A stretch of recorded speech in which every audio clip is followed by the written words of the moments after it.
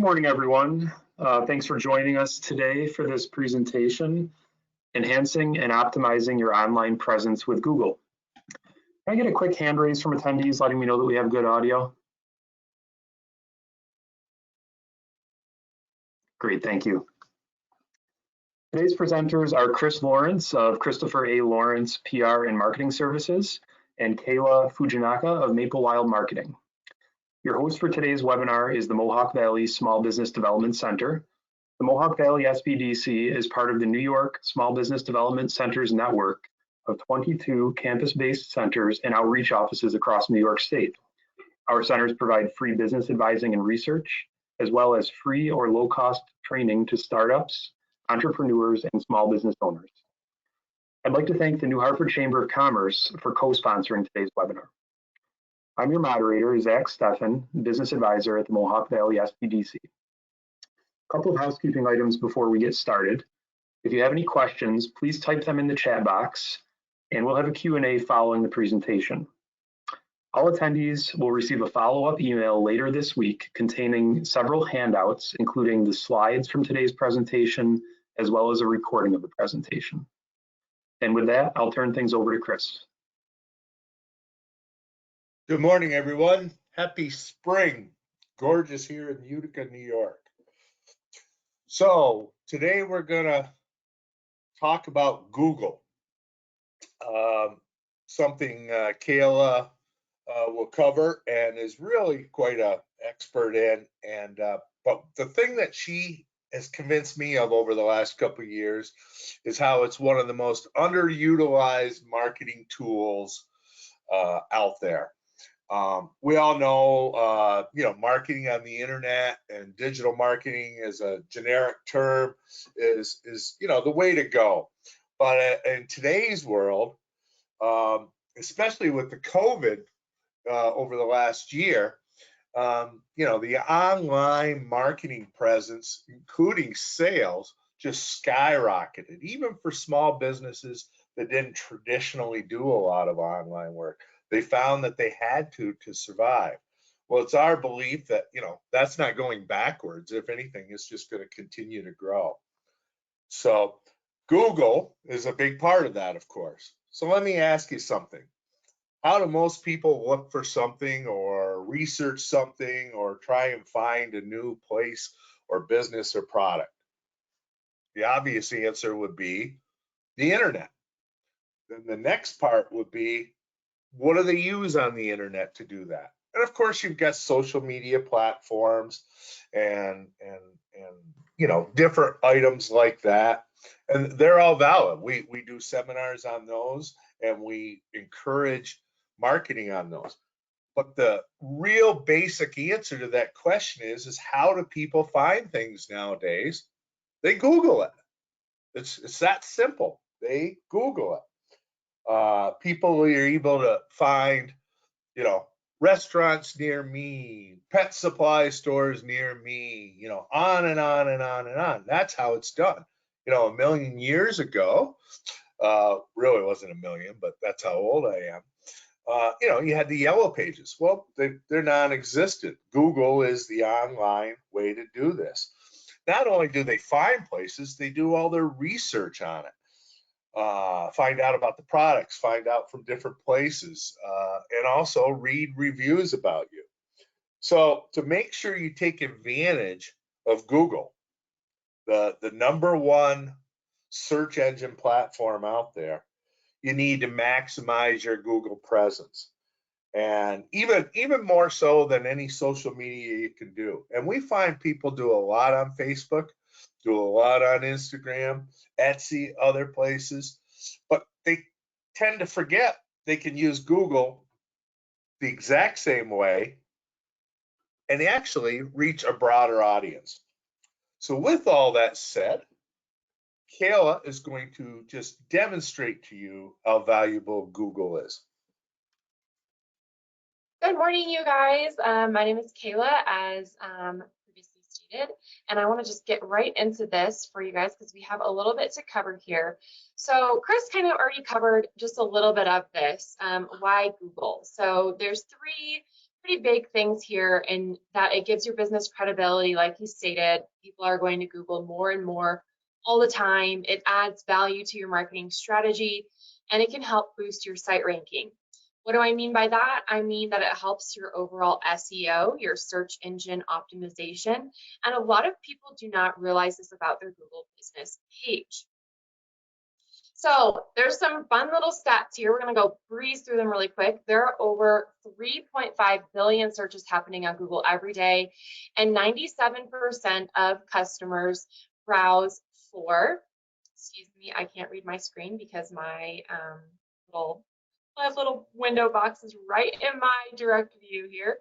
I love technology, but sometimes it trips me up.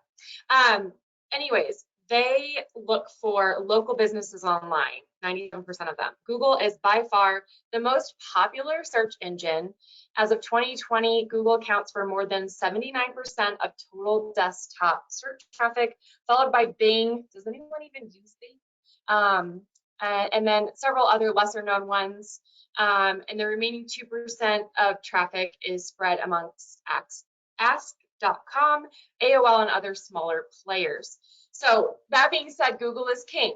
It's been king, it's continuing to be king, and businesses with online reviews are trusted by 73% of consumers. Social reviews through Google My Business, Facebook, Yelp, and other peer-to-peer review platforms are highly effective ways to boost user trust and drive conversion. So people who actually purchase from you or act on a specific call to action that you ask them to, like call you, visit your website, and things of that nature. So if you're displaying links directly to reviews on their website, it's even more likely that you're going to encourage users to make a purchase from you. Because again, people are looking for that peer-to-peer trust factor that reviews provide. They're looking to see what other people are saying about you. They're looking to make sure that you are who you say you are and that they can trust you as a business, because they can't come and talk to you in person anymore. They only can go off of what they are seeing online. So if that is not optimized, you're going to struggle. 56% of local businesses have not claimed their Google My Business listing, which to me, I was talking about this with Chris the other day, is a staggering factor, considering the fact that it's free and that it provides SEO not only to their website, but also to their local presence. So in their local community, this provides them more visibility and more ability to be seen online. And it's one of the most fundamental aspects of an effective local SEO strategy. It's one of the first things that people see when they're searching for a business on Google. So it's vital to have your business listed, verified, and managed. And we're going to talk about all of those things. So get back here on my screen. So local SEO, why it matters and what to pay attention to. So a little bit about SEO. So what is it? So this is essentially how people find you online. It's comprised of many different things. It is not one thing. It does not happen overnight. Okay, so this includes things like your local search, so how easily people can find you on local search. This includes how easy it is for people to navigate your website, if your website is mobile friendly, how many keywords you have, if you have links to social media, what your content looks like, the speed of your site, and on it goes, right? So a lot of people, when they come to me and they're asking about SEO, they're like, so when can I expect to see things change? And I always tell them, okay, this is like an orchestra, okay? So every single piece has to work together in perfect harmony and in order to make beautiful melody. It's not something where you can just have a lone violin over there playing in the corner and then a trombone and expect it to sound good, right? You have to have all of these kind of like circle of events working together to make sure that your SEO is working properly. And a few of these things you can ask yourself include, do you have internal and external links? Are you adding new content? So one of the ways you could do that is having a blog on your website. I like to joke and say, you know, is your content as rich as the Pioneer Woman's desserts? Time your load speed. So like if your site is taking 20 to 30 seconds to load, something needs to change. So maybe your pictures aren't optimized for your website. Maybe there's just too much bogging down your website, because it's been shown time and time again that if your site speed is longer than 6 seconds, people can walk away, because again, we are a generation of I want things instantly. Things need to happen now. So if it's not happening instantly and they don't get what they want instantly, you know the drill. You know, how large is your website? Do you have social links? Are other companies promoting you on social media, blogs, YouTube, websites, etc.? Have you researched your keywords? Do you know what people are looking for in regards to your business? Do you have website descriptions people will want to click on? Have you verified your Google business account? If yes, are you actively working on getting new reviews? Those are all really important questions. And just so you know, this little questionnaire is something that is on a handout. So it's something that you can kind of run through. This is kind of like a nice, quick, easy way for you to kind of run through a list and say, do I have all of these things? If not, maybe I can work on one at a time. This is not a, okay, I need to do all of this right now. Just give yourself like a little goal to work towards. Those goals are really important as business owners. So what is local SEO? Local SEO is all about increasing search visibility for businesses that serve their communities face to face. Nowadays, that's a little bit complicated, as we all know, but this is even more important now because you have so many new people heading online to make purchases and to really get in touch with business owners. You've seen a lot of things happen recently with Google to where you can now message businesses straight from their Google business platform. There's now Google, we'll talk about here as well. And this is just kind of in an effort, in a bid to make sure that your local presence, even if you can't be face-to-face, is still being met and still being optimized locally. So this includes everything from claiming a business listing to ensuring that a franchise location appears in a local search on Google. So this is called citation management. That's the big fancy technical term. All it is just making sure that your location is accurate on Google, okay? So don't get scared by that, that technical term. It also extends to managing online ratings and reviews, local-centric social media engagement. Again, big fancy term for making sure that you're actually getting reviews on social media and that social media is doing the work for you. And working with your Google business listing, which does take some time. And there's a little bit more to that. So a little bit more about citation management, just so you know. So that includes not only your location, but also your business categories, hours of operation, driving directions, business description, images, videos, payment forms accepted, geo coordinates, so again, where you're located, reviews, owner responses to reviews, taglines, links to social, or appointment schedulers, email addresses, fax numbers. There's a lot that's involved in that on the back end of your Google business listing. And I'm actually going to take you through at the very end and kind of just show you what that looks like so that you can see that it's not as scary as all of this big long list looks. SEO best practices. So focus on your customer's intent. I love this quote by Hollingsworth. Too many brands forget or fail to realize what it takes to attract and impress potential customers. They want real value. Just like in a brick and mortar establishment, customers want to know that you're on their side, that they can trust you, and that you're a reliable partner in what is going to be a long-term, hopefully lifelong relationship. So again, we're looking to focus on high quality, relevant content. You can focus on that acronym EAT: expertise, authority, trustworthiness. Place a large emphasis on the user's experience and think mobile friendly first. These are all 2021 SEO best practices for you. And these are really important things that a lot of people tend to ignore because they think, oh, well, I have a website, so I'm doing great.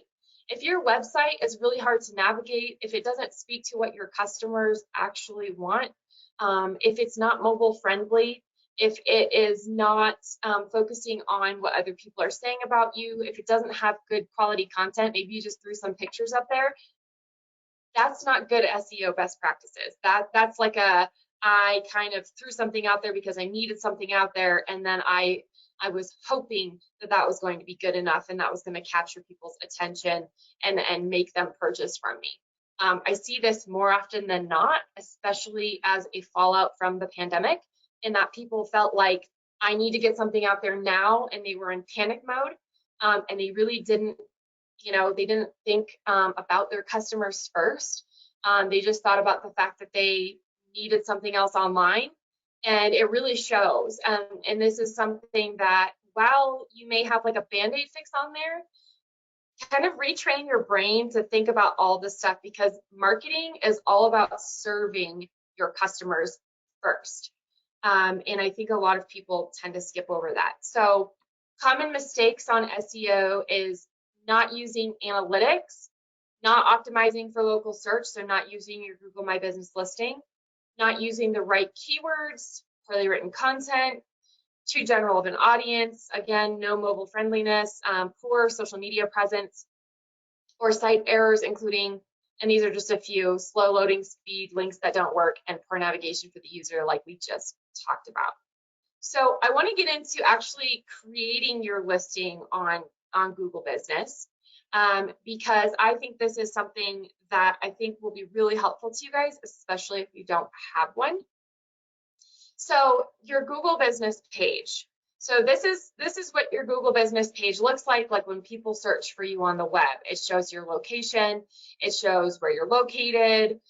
There's like a call to action button here that you can choose, directions. There's sometimes there's a call now button. You can click on the phone number.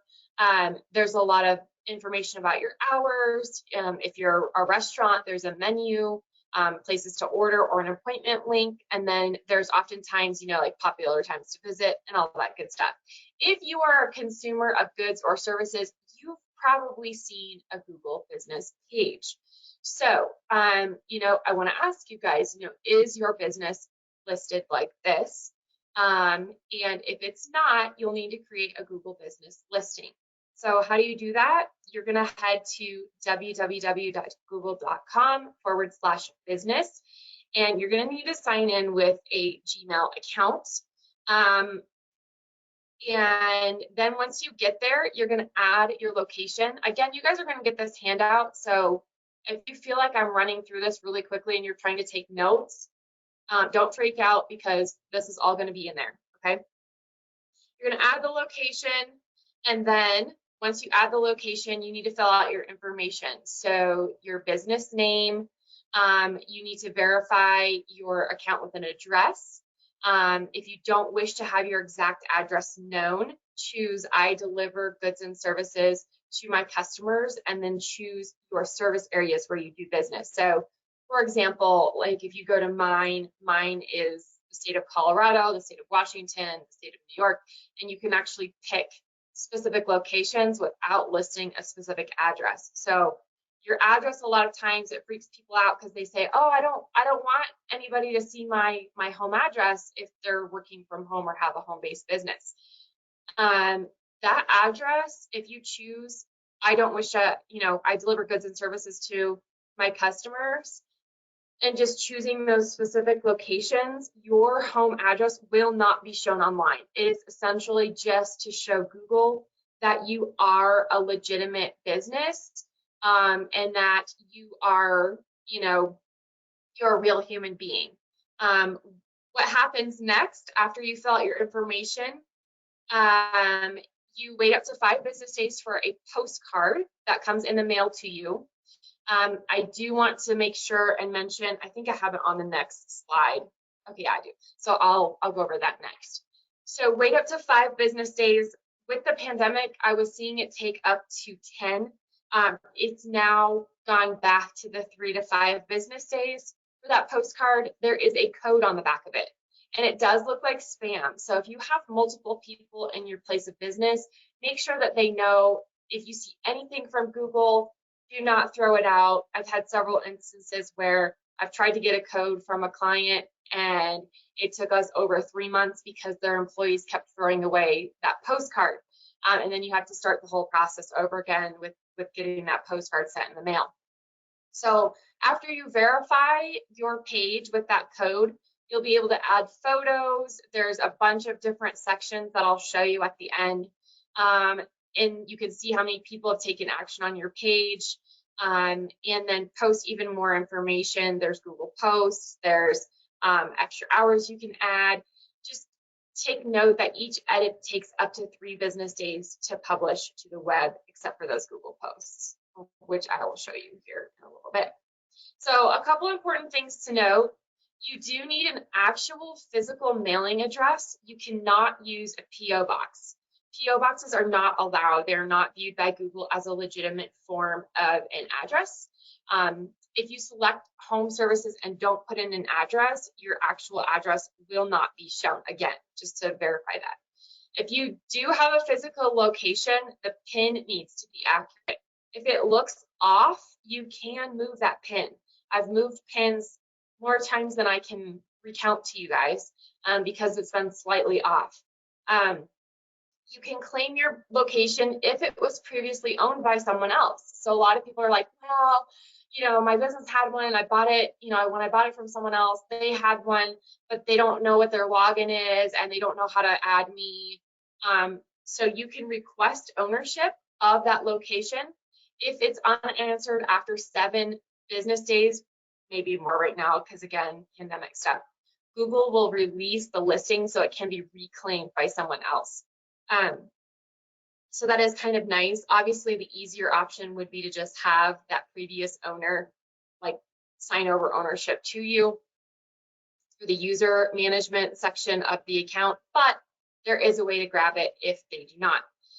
I always tell people, do not create multiple pins for one location. It gets really confusing. Your reviews will be spread out and it just doesn't make sense. So if you have multiple pins, I am all about kind of combining those and making them one unified front for your customers so they're not confused by where they should be leaving a review and all those kinds of things. So managing your listing.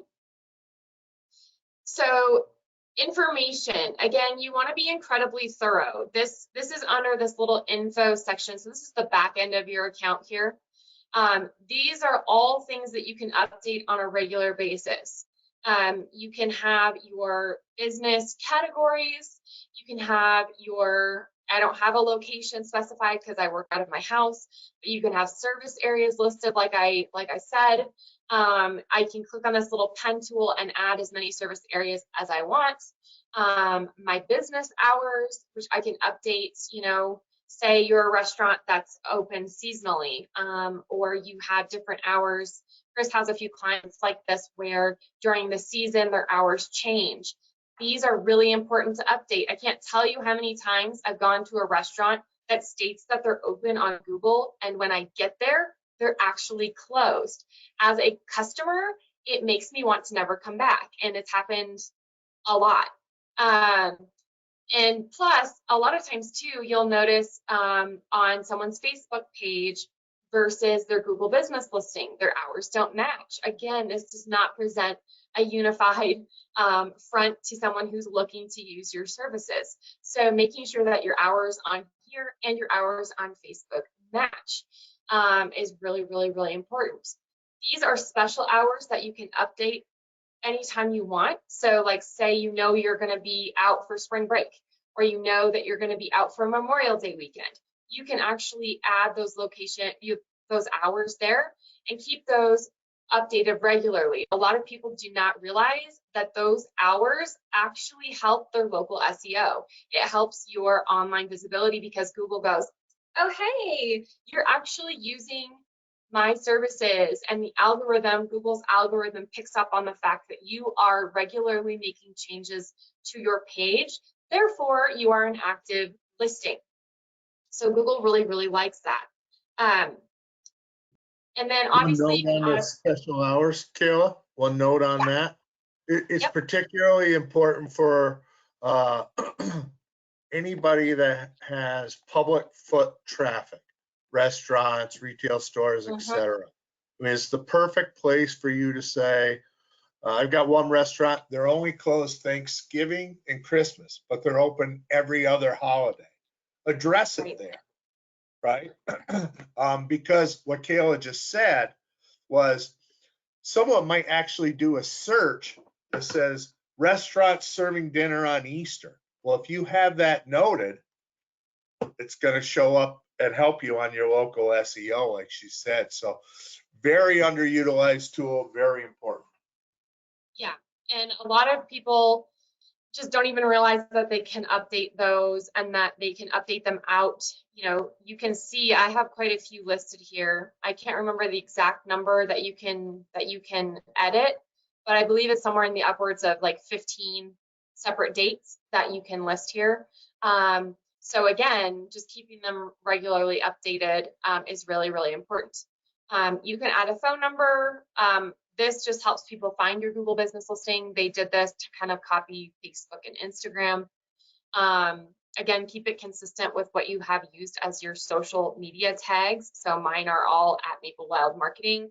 And that is something that I wanted to keep consistent across the board so that nobody got confused.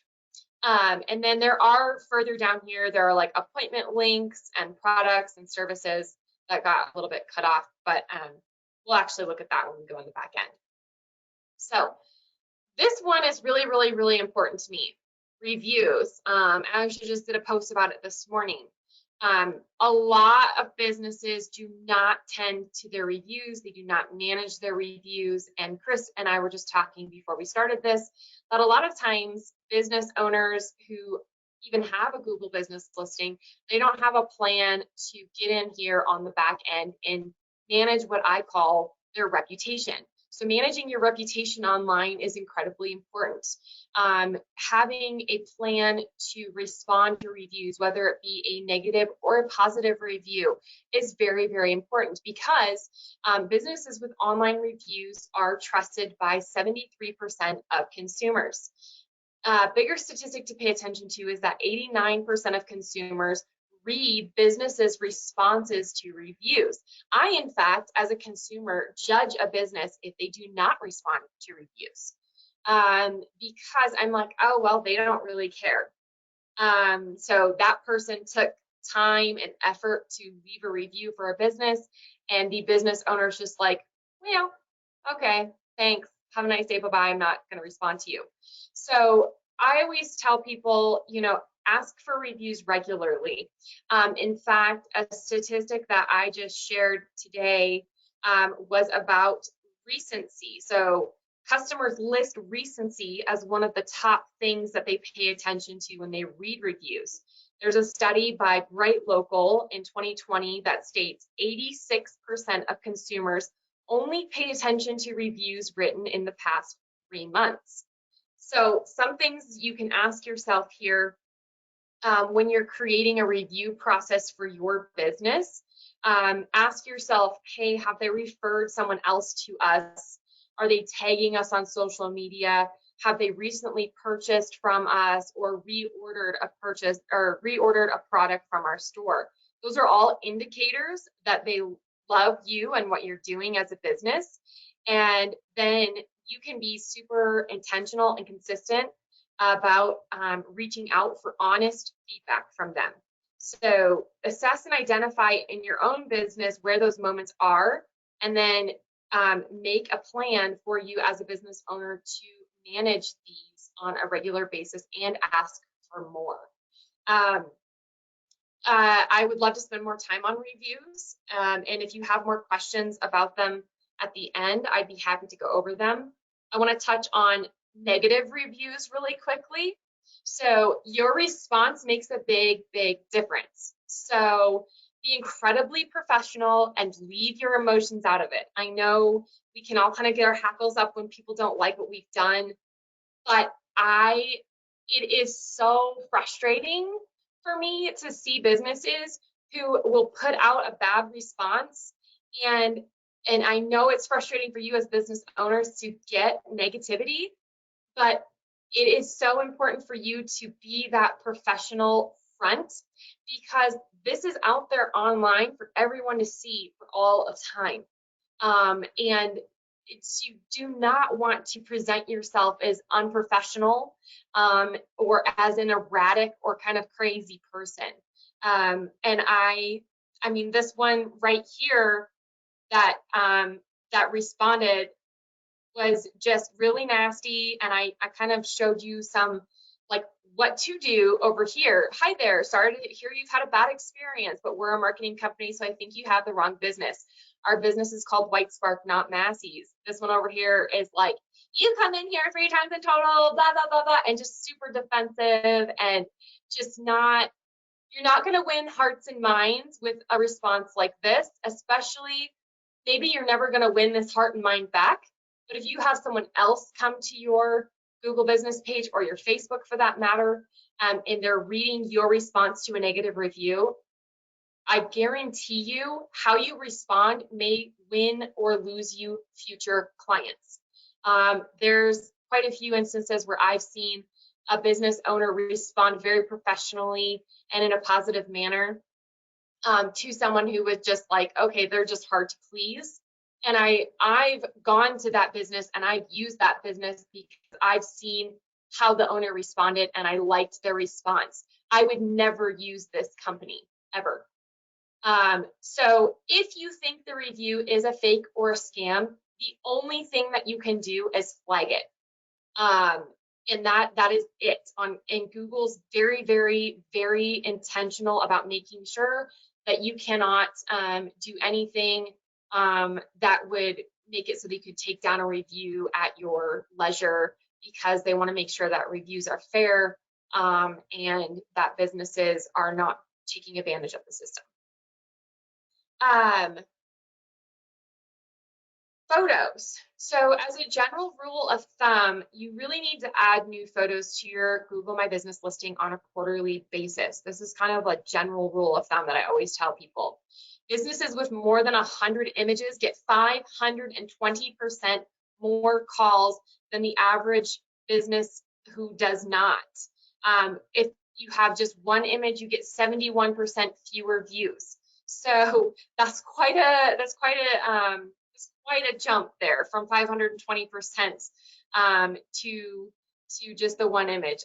Businesses with more than 100 images also get 2,717% more direction requests than the average business, while those with just one get 75% fewer. Businesses with more than 100 images get over 1,000 more website clicks than the average business. So post them yourself, or you can ask your customers to post them for you with their reviews. There's a way for them to add them when they're adding a review. This can be especially important if you have a restaurant where you have really nice plating, or you have products that they bought out of your store, excuse me. So again, these photos, this is one of a highly underutilized aspect of your Google My Business listing that will help you optimize them. So a couple tips. 60% of consumers say local search results with good images capture their attention and push them towards a decision. So you can upload a variety of images to your Google My Business, including exterior shots of your business if you have a mortar and brick store. You can have interior photos, again, if you have a mortar and brick store. You can have snaps of your staff, pictures of your product.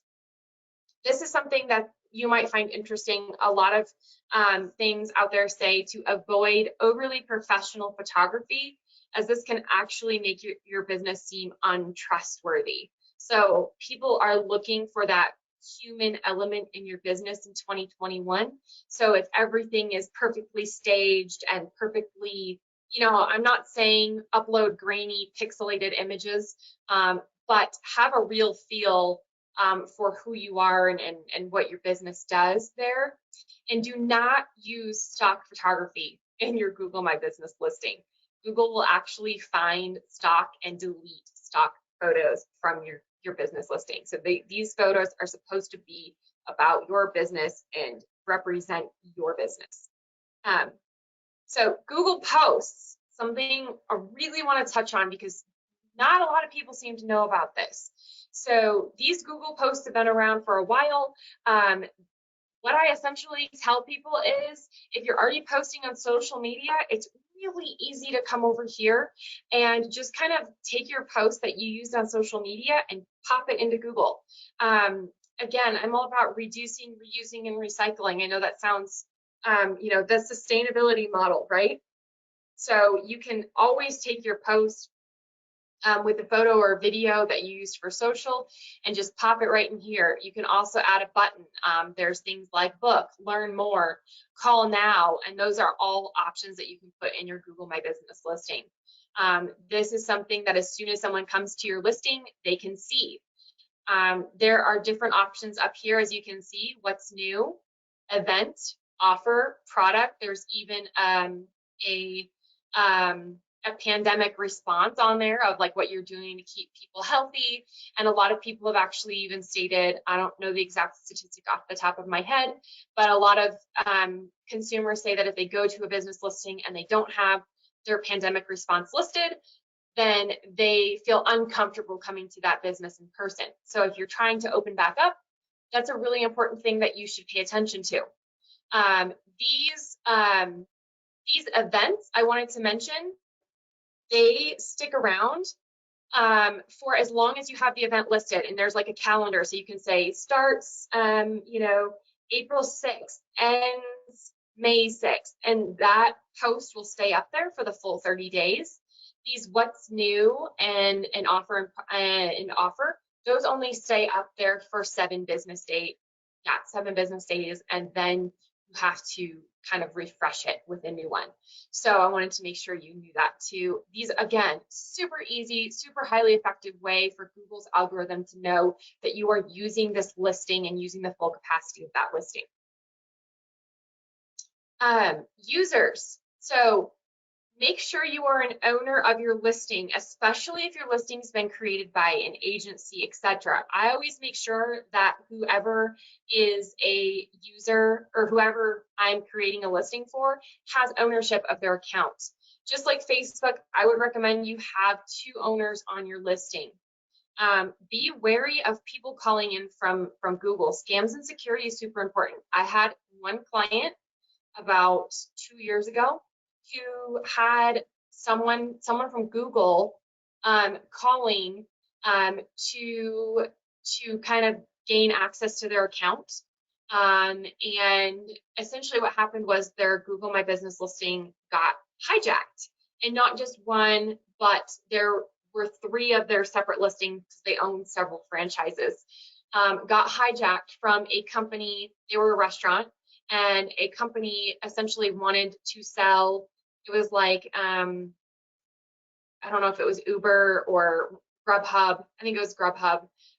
It was a listing like that. That wasn't Grubhub per se. So if you have Grubhub, don't freak out. I can't remember the name of it. But essentially what they did is they gained access to the listing so that they could post their menu and sell the menu so that people would have to go through them and they would get a cut of it. And it took me over a month and a half to get all 3 of those listings back from Google. And in that amount of time, it created havoc for him, because he had no way for his delivery drivers to actually deliver on the food that was called into this menu. So make sure if you have multiple employees that they know Google will never call you. They will never call you, okay? So you can call Google, and there is great user support in management from Google, but Google will never call you. So if you have anyone calling from Google, just be like, I'm sorry, I don't need your services, goodbye. Or you can be ruder than that, whatever your preference is. So just make sure that your security is kind of locked down on these business pages, because unfortunately it does take quite a bit of time to get them back if they do get hijacked. So if you have 2 owners on your listing, this makes it a little bit more secure for you. And again, it's just like a Facebook business page. Say I removed my Maplewild marketing from it, it would just float to my Kayla Fujinaka account, and vice versa. So as long as you have 1 owner on the account, and it has to be an owner, so make sure you have at least 2 owners. Okay, you can have as many managers or editors or whatever as you want on there. but have two owners, and the two owners should not be your employees. They should be like, if it's you and another business owner, or if it's you and your wife, or you and your husband, like keep it within that little pod of security, just like your Facebook admin. You want to make sure that that is not just being kind of farmed out to whoever. So a couple things to pay attention to. Paying attention to your insights on the back end are really important to me. So a lot of folks do not realize there's all this stuff within your Google My Business listing where you can see how people are searching for you, and how they're just kind of finding you. And you can see I'm shown queries used to find your business. Like I'm popping up in all of these marketing consultant, business near me, businesses near me. And you can see this discovery. This is just, they found me based on looking for somebody like me and their local search, okay? Direct is people who like looked me up directly. And so that is something that a lot of businesses do not pay attention to, and can really help them kind of discover how well their Google listing is doing for them, what types of things people are searching for, and things of that nature. You can also see like if they're viewing you on search versus viewing you on maps, what kind of actions they're taking, if they're visiting your website, if they're calling you directly off your listing. And again, these little drop downs I'll show you at the back end, but this actually shows you a week view, a quarter view, 30-day view, and all of that fun stuff.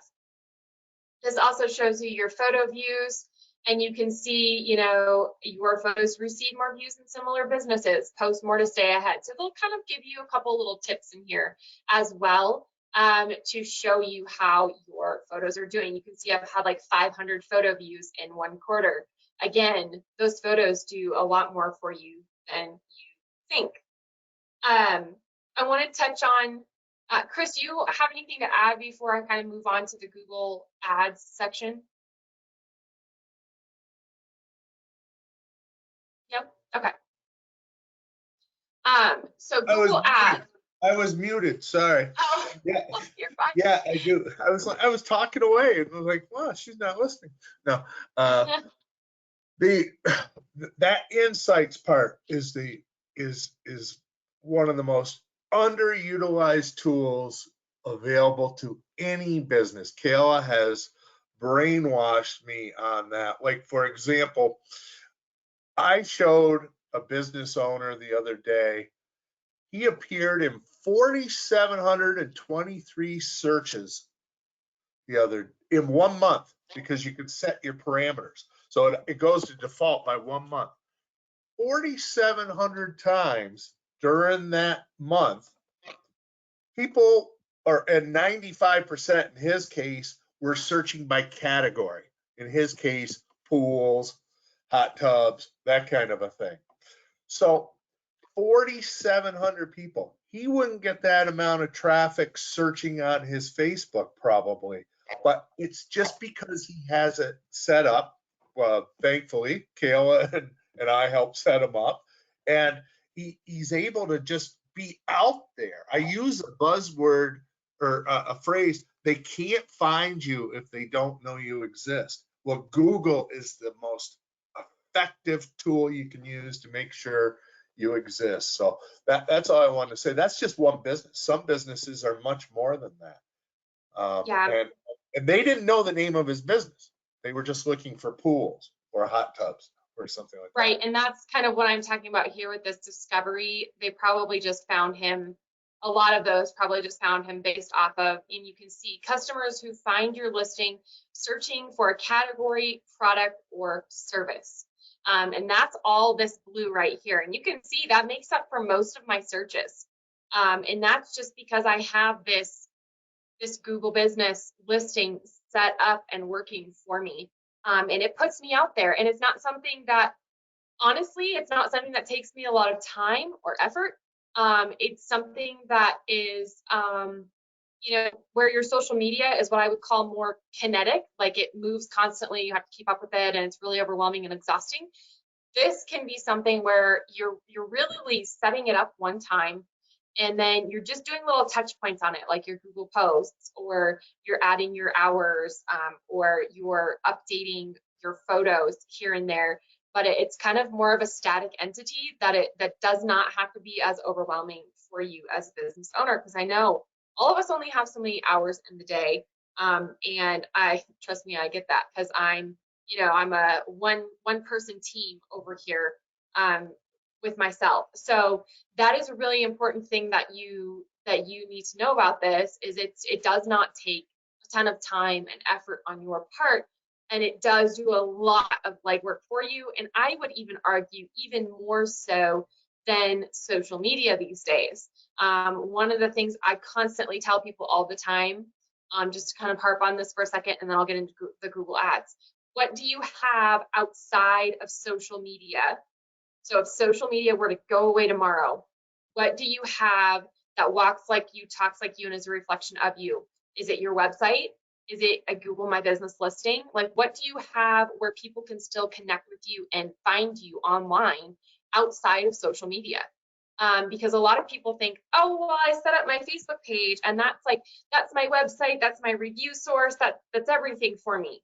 But if that were to go away tomorrow, what do you have? So I would just kind of put that little bug in your ear. If you do not have this and you do not regularly use this, to say, this is something that I have outside of social media where people can find me, and probably find me even better, especially in my local community. And just one last point on that.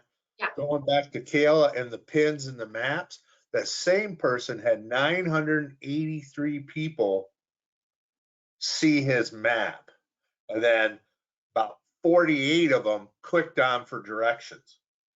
Mm-hmm. So reality of it is, I don't know whether they came through and, whatever, and then it also showed how many people went to his website and blah, blah, blah, blah. But the reality of it is other than setting it up and other than keeping it updated, what did it really cost him for those 48 people to at least be serious enough to ask for directions? If I'm going to ask for directions, then I'm like, oh, how far is that from my house type deal. So anyways, enough. Exactly. Yeah. I mean, that shows that they want to buy, they have a purchase intent, or they have a greater vested interest than just, looking at your listing and then popping off. Like, they're actually taking an action based off of what they're seeing. And that's really awesome. So Google Ads, just to get into this really quick, because we want to make sure we have time enough to show you guys a couple things and then answer any questions you might have. Google, obviously, we've been harping on this, #1 search engine in the world. So we've talked about this, but why try a Google ad? So it increases your visibility. You have capabilities to reach a wide range of people. You're advertising to people who want to be advertised to. So an argument I would make sometimes on social media, people don't necessarily want to be advertised to, versus on Google, they're coming to Google because they want something. They are literally Googling, marketing consultant near me because they're looking for something, right? And when they have that little thing that pops in front of their face saying, Maplewild marketing and little sponsor tag, they're like, oh, sweet, what does this say? So they're people who actually want it as much as you want to be advertised to, you know what I'm saying? But social media, sometimes it's more of, social media uses their spending habits and their credit cards and their information online in order to push ads to them. But it's not necessarily that they came to social media intending to buy something. And then the fourth one I would say is, you can control your budget at every step, just like you can on social media. I do want to preface this by saying that I'm not doing a deep dive into Google Ads. This is just kind of to whet your appetite to say, that might be something that I need to look into in the future. So how much do they cost? Because that's the real question, right? As a small business owner. So I always tell people they're typically about 30 to 50% more than a Facebook or Instagram ad. I typically spend $150 plus a month on to Google Ads. That's just the cost of the ad. So like, if you were having somebody build the ad out for you, obviously it might be a little bit more expensive than that for their time in on it. Why? Google obviously has more competition, and they run their ads on a bidding system. So just like an auction, the highest bid wins, so it can drive the cost up. So like if you're a landscaping company and you're competing, your local landscaper, and you're competing with, you know, some of the top landscapers out there, of course they have a higher marketing budget than you. So again, that can drive the cost up. So keep in mind, you can control your budget, and this is why it can be a very budget-friendly option for small business owners. Can you do them on your own? The short answer is you can always try it on your own, but your time is your money. So if you must try them on your own, I would say start with a small budget, no more than $75 an ad. Run your ads for at least 10 to 14 days because Google ads go on a learning basis. So they tend to perform better over time. So the longer they're on, the longer Google's algorithm can really kind of work for the ad. And then be consistent and have a plan in your brain and say, okay, I'm going to run my ads for at least 3 months. And something you can do, you can start with a smart campaign. These are new. It's kind of, Google takes a lot of the guesswork out for you. It's not as complicated as their other campaigns where you have to like actually place a bid for an ad. You know, you can have it say, hey, this is my lifetime budget. This is how many days I want to run it. And then Google's like, well, we would actually suggest that you spend this much in order to get this return on your investment. So anyways, it's more like an ad wizard, I guess you could say, if you use the smart campaign, and takes a lot of the guesswork out for you. And I've had a lot of success with both my clients and myself using this feature. In fact, I ran one smart campaign last year and picked up a client that's, you know, spent over $1,500 with me. And that ad was, I want to say I ran that ad for $125 for 10 days or something like that. So that smart campaign and these ads, and again, this was somebody I didn't know from Adam. They just clicked on my ad because they were literally just looking for someone like me. After they looked at my Google business listing, they found out I was one person, and they were like, I want to work with one person. I don't want to work with an agency. And you were exactly who I was looking for. So that's why I called you. And I was like, great. So something we didn't mention before is you should always be asking people not only how they found you, but also what about you attracted them to your business. Because that helps you have like a metric of success in your brain of what is actually working for you, and what to keep working on to improve as far as your listing goes, or as far as your overall process goes as a business owner. So there's several types of ads out there. There's search campaigns. So this is like text ads. This is like if you were going to Google something, and it's just like the text at the very top of Google. There's display campaigns. So this is like any image-based ads on websites that Google owns, which they own a lot. Video campaigns on YouTube. There's several different types of those. Shopping campaigns. You can do product listings on Google where they can click on your product and get taken to your store. App campaigns, you can promote your app. There's local campaigns by promoting your location. And then smart campaigns is that automation that I was talking about that kind of takes a lot of guesswork out for you. Something that is really important that a lot of people don't do is connecting their account to Google Analytics. So they also don't do this with their websites, just as like a little tip in there. A lot of people do not connect their websites or their Google business to Google Analytics and their Google ads. So that all kind of goes together. So your Google Analytics tells you a lot about what people are actually doing when they get to your website. So say you want to know how many people filled out your contact form on your website, for example. Or say you want to know how many people clicked like the call now button. Your ad will perform way better for you if you actually state on Google Analytics, this is what I want to know. This is the conversion I want to know. So again, a conversion is when they actually take action on something that you specify. So on Google Analytics, you can have preset things that they take, that it takes into account, like clicking on your call now button, visiting your services page, or filling out your contact form. And then that will spit that information back to you at the end of your ad. And it actually gives you a better idea of what your ad, how your ad performed for you. So this is something that helps you better organize your ads and possibly get even more out of your marketing budget over time. Because again, it happens over time to where you can actually see things taking place and start to notice a pattern versus just doing it the one time and then walking away from it and never really knowing how it's doing for you over a period of time. So again, just having, and if you don't know how to do this, there are people out there like Chris and myself who can connect you with Google Analytics and kind of get this stuff rolling for you. Again, anything that we mentioned here today, we do. So this is something where if you've been thinking about this for a while and you're just like, I'm overwhelmed, don't know where to start, we'd be happy to answer those questions for you, just as a little plug there.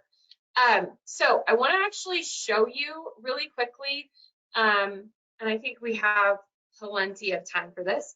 I want to show you really quickly the back end of a Google business account, and just a couple of little things where you can go and what to pay attention to.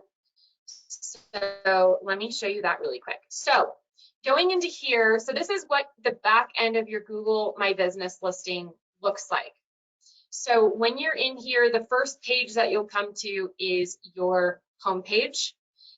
This has a lot of things on it. You can see it says stay connected during the pandemic. And I keep saying the pandemic because if they're planning on putting this on YouTube, it's going to throw up little disclaimers at the bottom if I say the C word. So one of the things you can do in here, and I want to make sure that it's actually on here. So one of the things you can do on this home page right here, you have this little button that says share review form, and it gives you a nice little link that you can double click on and copy and paste to wherever you would like. So whether that's Facebook, LinkedIn, an email campaign, and things of that nature. You can copy and paste this link directly into the avenue of your choice and ask for those reviews and honest feedback. One little thing I do want to mention with reviews is make sure that you are not being biased in asking for positive reviews. That is actually something that the FTC, the Federal Trade Commission, regulates pretty heavily. And you can get in major trouble for. So make sure when you are asking for reviews, you are asking for honest feedback. That's why I keep emphasizing honest and being fair in your response to those reviews. But that is where you find that. That's on this little homepage. You can see just kind of like a little snapshot of everything you have going here on this homepage. These are where it gets a little bit more specific on this side, and we're just going to kind of run through these really quick so you can see. So posts right here, this is where you can create a post. You can again put in this update to let people know about any changes to your business. Again, you can add a button here. Whether it's like learn more, maybe you have like a health and safety response on your website or your booking platform, and you can actually put in a link right there to that. You can put in an offer, so you can specify a start time and end time. You can add more details with a coupon code, a link to redeem, terms and conditions, offer details, and again, this will stay up there as long as you specify a start and an end date. Your what's new, you can add photos or videos. You can add up to 10. You can write your post. I believe you get 1,500 characters. I was hoping that would just tell me the amount of characters. And then again, you can add a button here. So this is really kind of awesome if you are looking to make appointments or if you're looking for people to sign up for something. Again, this just is a really great way for you to make people perform a specific action when they come to your page. We already kind of went over event, and then a product. You can add a product. You do not have to show a price range, but you can if you would like. And then you can add a button. So say you want them to go straight to your shop and buy it. You can put that link right there for that product. I always tell people, you know, if you don't want to list your whole shop on Google Business, list your top performers. You know, get your top 5 to 10 products on there so that people can easily purchase them. And it just kind of takes some of the guesswork out.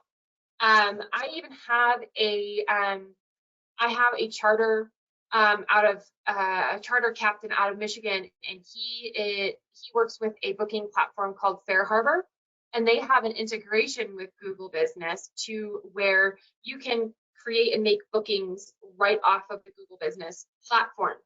You can put your top 3 out there, and instead of coming to the Google Business platform and looking at a product here and then clicking through to it to the website to then go to another website, again, it eliminates the gap of them spending an insane amount of time trying to find what they're interested in. It makes it really fast, really easy, and puts it right there in front of their face. Again, you're just trying to eliminate a loophole there. Little tip on that, if I could, Kayla.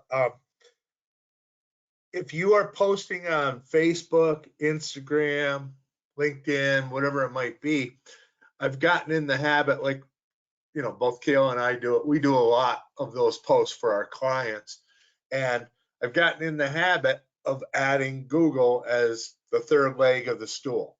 So if I'm posting on Facebook and Instagram, I automatically then 9 times out of 10 will go do that exact same post, whether it be an update, an offer, whatever it might be, on Google. So if you got in the habit of just thinking as this Google business page as just another Facebook or an Instagram in terms of how you treat posts and offers and stuff like that, it only takes 5 more minutes because you're copying and pasting some of this stuff over.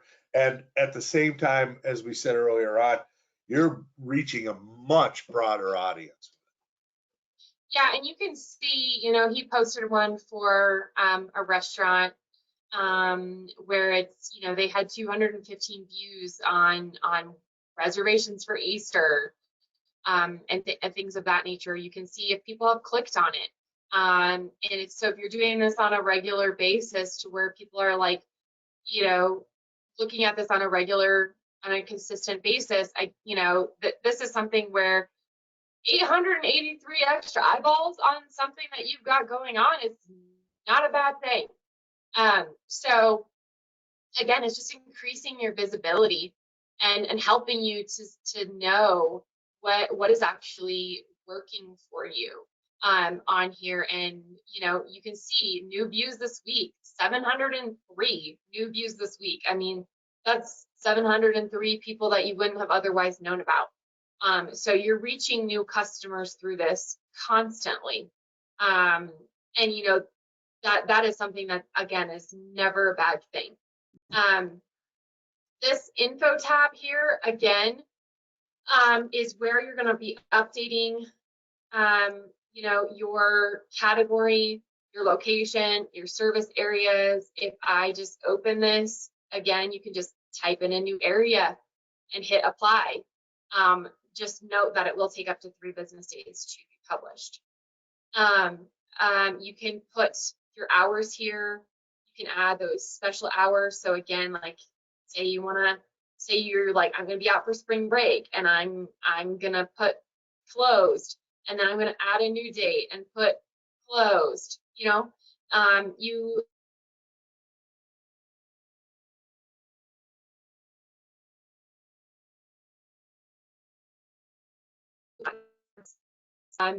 it's something that a lot of people do pay attention to when they come to your platform. They do want to know when you are open, or if you are going to be open on a specific holiday, because they don't know.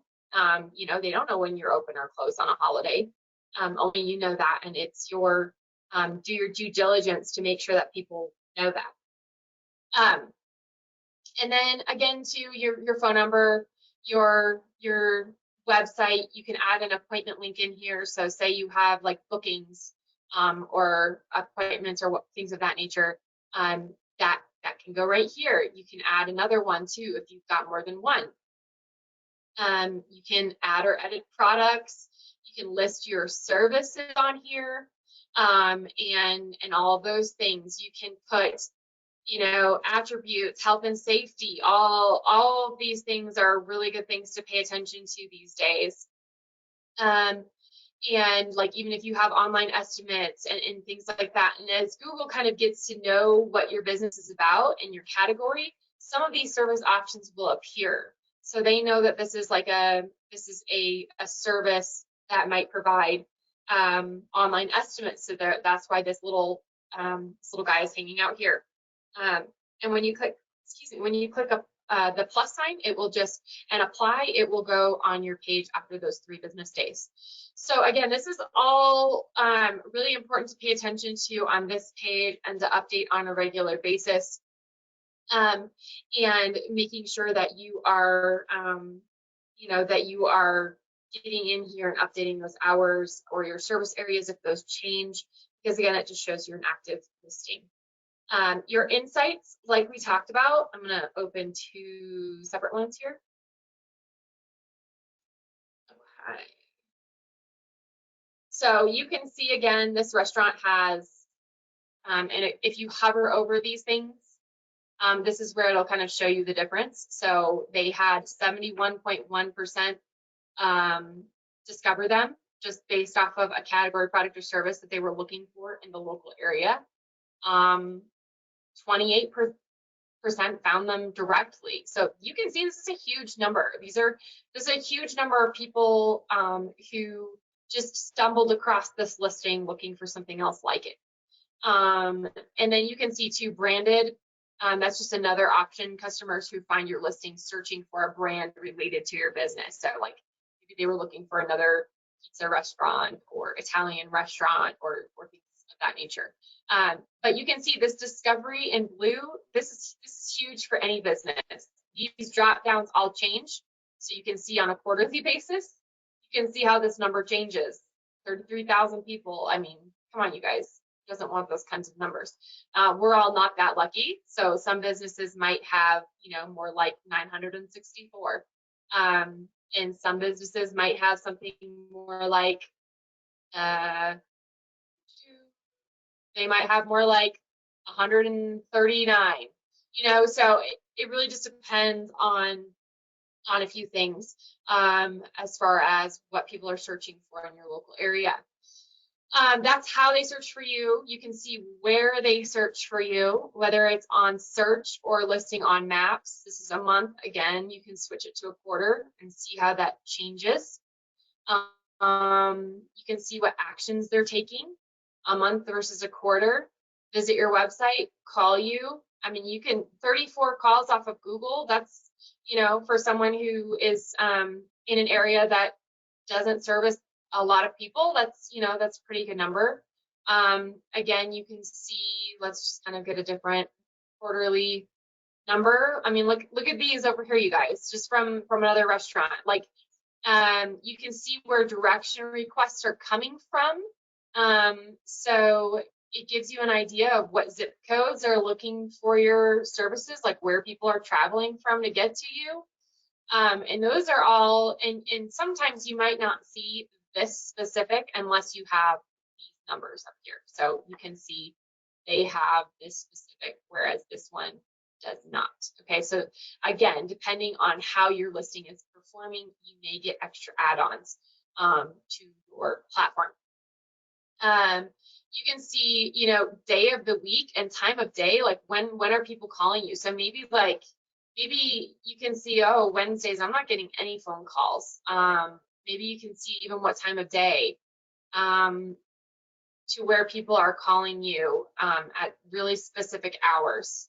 And this is all really interesting stuff to pay attention to, so that you kind of know, hey, Thursdays are my like heavy call days from Google. Maybe I need to start asking people more questions when they call on Thursdays as to how they found us, and and just kind of pay attention to those things. And then all of your photo views kind of live down here at the bottom. And these again are really great information for you to just have in your back pocket as a business. I do like to get in here. You can see as a restaurant, you do get a little bit more what your business is known for, popular times, average duration, and you can see how many photos they have up here versus businesses like them. So like the amount of views on the photos for this business are 1.35K, so 1,350 % more views than similar businesses. That's pretty huge, because again, you're just trying to get a little bit of edge on the competition, right, as a business owner. So this is a really good, really good thing for people to know. Under the reviews tab, again, you can see all reviews. You can see what you have replied to versus what you haven't replied to. So if you're like, I need to go back in there and reply to all my reviews, just tap on this reviews tab and get in here and just hit haven't replied and start at the bottom and just work your way up. Sometimes I've even heard of people responding to reviews as a business owner, and those people came back and used their product or services because they were like, oh, yeah, I've been meaning to do that. And then when they responded to my review, it made me think, gosh, I need to go there again, or I need to buy from them again. So again, those types of things can be helpful for you to kind of know as well. There's a new thing here, a new feature on Google where you can turn on messaging. So depending on how active you want to be on here, you can let people message your business for free, and you can respond from here on your desktop or using the Google Maps app on your mobile device. This might get a little crazy for some folks, especially like for this restaurant. So we don't actually have this one turned on. They can message us on Facebook, etc. So all that good stuff. And then just so you know, this is where users live and where you can add more owners, and that's just this little button right here. So again, that is that, and I want to wrap that up right now, and just kind of open some things up for questions, and make sure that we don't miss out on any questions that you guys might have. So if you have questions, I don't know if we have any that came in already, but Thanks, Kayla. Yes, we do have several questions. First one that came in says, what would be a good indication for a small business with 3 or less employees to hire somebody part or full-time to take care of the business's Google account? So sort of what is the threshold, when you think that it makes sense to look for outside help? I think that depends on how overwhelmed you feel by it. If it's taking a large portion of your time and energy to focus on it, maybe you have someone manage it 2 hours a month. That's not going to cost you a lot of money, but it's going to get you a good return on your investment as far as making sure that, the question really is like, are you responding to reviews? Are you regularly posting? Are you doing the things that make your listing active? And if you're not, that's a good threshold for you to know that if you're never going to do those things, and being realistic with yourself and saying, hey self, am I actually going to do this, or am I just going to say I'm going to do it and then never get to it? That was going to be my answer. Simple question. The answer is, are you doing it? Yeah. If you're not doing it, then look into getting a little help, because you need to be doing it. Mm-hmm. Next. Thank you. Is there a way to set up repeat events in Google My Business? Unfortunately, no. You have to just keep going in there. You can schedule them out though. So I don't know what they mean by repeat, but maybe they're just having the same event over and over again. If they have different dates, you can obviously put those dates in there, and those will kind of live within those dates, if that makes sense. But It's not like you can just press a button and say recurring event and then just have it keep going. Okay, thank you. Mhm. Is a Google business page relevant to online businesses? It is relevant to any business, anywhere. Anywhere, anytime, any day, it's relevant. Can you explain a little bit about how an online business may use it differently than one with a physical location? I'm an online business. I don't have a brick and mortar company. I rely on people finding me online. And if they can't find me online, especially on Google, then I'm sunk because I have no way for people to connect with me. I have clients in multiple states and in multiple entities and avenues. And if they don't have a way to connect with me online and they don't have a way to see what people are saying about me, it makes that trust factor a lot harder. So I have to work twice as hard for them to get to know me or to feel comfortable with me. And I would say if you are an online business, it's even more important to you than if you have a brick and mortar. Brick and mortar, people can come in and talk to you. If you're online, you have no way to do that except really digging your heels in and making sure you're everywhere and everywhere you possibly can be online to make sure that people know you, comfortable with you, and have that know, like, and trust factor with you online. Simple answer once again. How are they going to find you? Like Kayla said, you don't have a physical location. And if Google is almost 80% or more in some cases, how people find something, if you don't have one, then you don't really exist with Google. You can do everything you want to bump up your search engine keep SEO on your website, but that's not the same thing. And yeah, and just remember those pair together. So your local SEO and your website, that again, it's that orchestra, it's that perfect harmony. If you don't have local SEO, you don't have a Google business listing, it can hurt your overall SEO. Great, thank you. When a business posts to Google My Business, if they post an event or another type of posting, where are they seen? So when someone's searching for the business, where do they see that information? So say, actually show,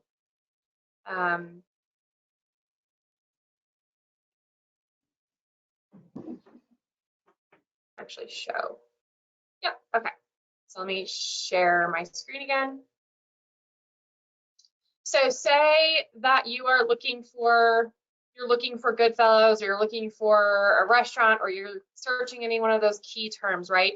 So this is their Google listing, right? You can see they have all these reviews, all this good information, yada, yada, yada, and you keep scrolling down, These are their posts right here. So this is where they live. And you can, they're right there. So if someone's really invested and they really want to know information about this entity, as you could see, a lot of these had like 800 and something views. So, you know, a lot of people say, well, would people actually scroll down that far? Yes, they would, because we can actually see that they have. So just again, that it all lives within this one main platform here, and that is their Google listing. Thank you. Sort of an SEO specific question here. You discussed the importance of having internal and external links for your website. Can you explain the difference between those? Yeah, so an internal link is essentially you're just linking to other pages within your website. So say you have a blog and it links back to your services page, or say you're on your home page and it links to a service that you provide, or to your contact form. That's considered an internal link. An external link is pushing to somebody else's platform.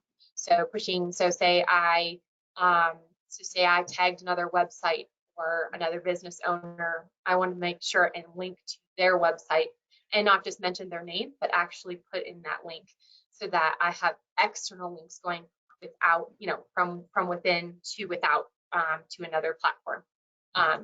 Hopefully that makes more sense. Does that external link improve your SEO as well as the SEO for the site you're linking to? And it improves your SEO. Okay. And probably theirs as well. Okay, great. Looks So like not that's probably. It definitely does. okay. So then would part of your SEO strategy also be to try to encourage your partners in business or whatever to link to you Yes. from their sites? Yeah, and if you're looking for a great way to branch into that, something you might consider is being like a guest poster on their blog. You may consider having them use you as like, for example, my charter captain, he has like a resource page, and he lists all the other businesses that he partners with. And that those all are external links, and then they do the same for him. So it kind of gives like a great little ping back and forth of having those things. And honestly, you just don't know unless you actually ask those other business owners and say, hey, can you make sure when when you're talking about me, make sure you link, because like sometimes I'll go to other people's websites who are using my clients. Like I have a honey farm down here in Colorado, and like they have wholesalers that they use. And so if their wholesalers are not linking back to them, that's a problem for them, because they're saying, oh, I use Lockhart Honey Farms, but they're not actually linking back to their website. And then I just tell Laura, the owner, and I say, hey, you need to speak to such and so and say, would you mind just placing a link back to our website from your website? And it's really an easy fix. Terrific. That's great information. Thank you. Looks like that's all we have for questions. So we'll get ready to wrap up here. Before we do, Kayla and Chris, can you please share with everybody how they can contact you if they're in need of assistance? Go ahead, Kayla. So I am online. I'm on Facebook, Instagram, at Maplewild Marketing, MAPLEWILD marketing. And then you can go to my website. It's www.maplewildmarketing.com. You can feel free to reach out after this presentation and get in touch with either Chris or myself, and we'll try and help you guys out. And I live the most on Instagram these days. So if you're an Instagrammer, I do a weekly series. Every Thursday, I share new tips and information about what's coming out on the social media sphere, new digital technology, news and information. And I do that every Thursday in my Instagram stories. And it's called Did You Know? So that's my fun little thing that I like to do. But yeah, feel free to reach out. I'm always available. And my website is chrislorence.com, CHRISLORENCE. Last name spelled funny. Same, I'm on Facebook, Google. I don't do Instagram as much as Kayla, but I'm on. Yeah, I mean, I always tell people, give one of us a call or whatever. I mean, I love doing free consultations, love just, bouncing ideas off. It's not going to cost you a nickel. See what your needs are, that kind of a situation. So phone numbers and everything are all on the website. So. Terrific. Well, thanks again, Kayla and Chris. Really appreciate your presentation today. I'd also like to thank the New Hartford Chamber of Commerce again for co-sponsoring the presentation. You can visit the Chamber online at newhartfordchamber.com. Make an appointment with an SBDC business advisor in your area. Go to nysbdc.org and click Make an Appointment. If you'd like to make an appointment directly with the Mohawk Valley SBDC, you can fill out our intake form online at thincubator.co/intake. It's thincubator.co/intake. You can also call our offices directly at 315-731-5884. We'll be sending out a follow-up email later this week. It will include both the slides and a recording of this presentation. And I'll also make sure to include the contact information for both presenters. After you exit the webinar, a brief survey will pop up. We'd appreciate if you could take a moment to fill it out. Thanks again to Chris and Kayla and to everybody for attending, and have a great afternoon. Thanks. Thank you.